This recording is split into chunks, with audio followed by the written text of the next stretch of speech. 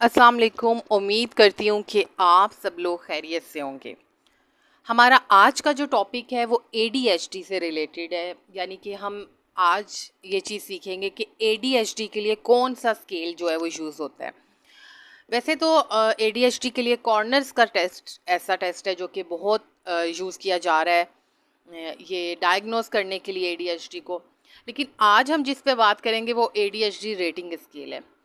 ये थोड़ा सा जो है कॉर्नर से रिलेटेड, अगर आप उससे उस कंपैरिजन करें तो कॉर्नर से ये जो है कंपैरिजन में बहुत इजी है इसको एडमिनिस्टर करना। तो ये टेस्ट थोड़ा सा छोटा सा भी है, तो मैंने सोचा कि आज हम इस पे बात करते हैं।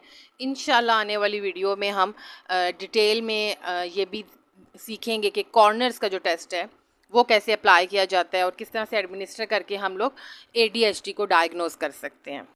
अच्छा जी, ADHD रेटिंग स्केल जो है इसमें टोटल आप कहें कि ये दो कैटेगरी में डिवाइड किया गया है, जो कि एक इन अटेंशन की है और सेकंड वन हाइपर एक्टिविटी की है।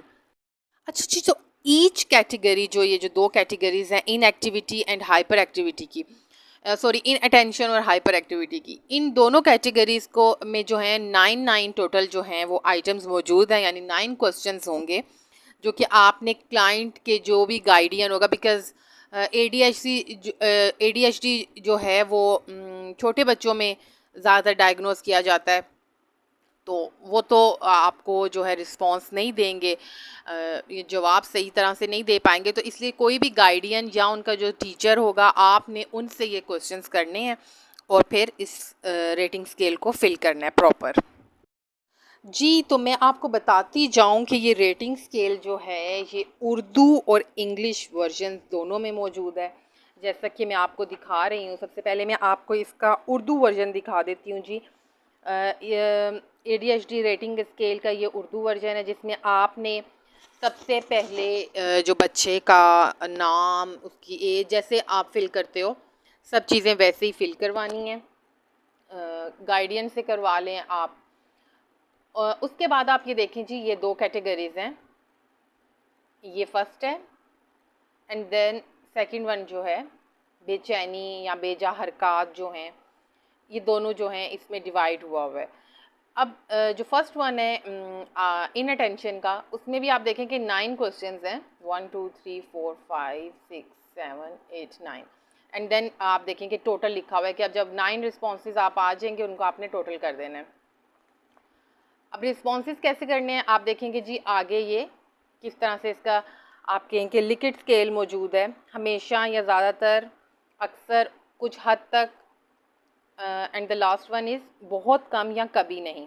ठीक, तो आपने जब ये क्वेश्चंस पूछने हैं और जैसे गाइडियन जो जवाब देगा उसके अकॉर्डिंग आपने ये जो है फिल करते जाना है। ठीक है जी।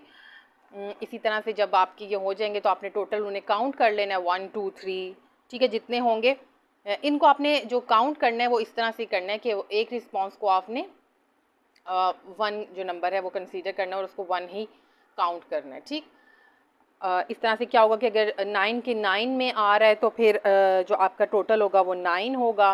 फॉर एग्जांपल 4 भी हो सकता है, 5 भी हो सकता है, तो वो रिस्पॉन्सेज आपने इधर जो है टोटल में लिख देने हैं एट द एंड। इसी तरह से जी फिर आपने बेचैनी या बेजा हरकत जो हैं उसको फिल करना है। उसमें भी टोटल जो है वो आप देख लें जी कि 9 क्वेश्चन ही मौजूद हैं। बिल्कुल इसी तरह से आपने पूछने हैं 9 क्वेश्चंस और उनको टोटल कर लेना है। ठीक, ये इसका इंग्लिश वर्जन है, सेम वैसा ही है, बस ये है कि जी ये इंग्लिश में है।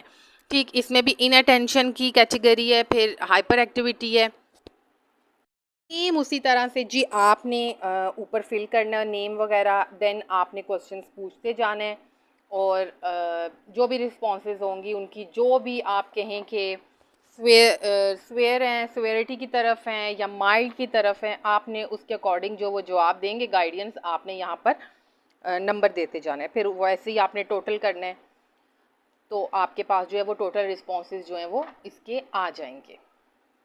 अच्छा जी, यहाँ पर जो बहुत ही इम्पॉर्टेंट चीज़ है वो ये है कि जब आप ये फिल करवाएंगे तो आप ये देखेंगे कि एटलीस्ट 6 रिस्पॉन्सेज होने चाहिए, 6 सिम्टम्स जो आप कहें कि क्लाइंट में मौजूद होने चाहिए। 6 से अगर कम है तो फिर आप बच्चा जो है वो इन अटेंशन या हाइपर एक्टिविटी के उस कैटेगरी में नहीं आता।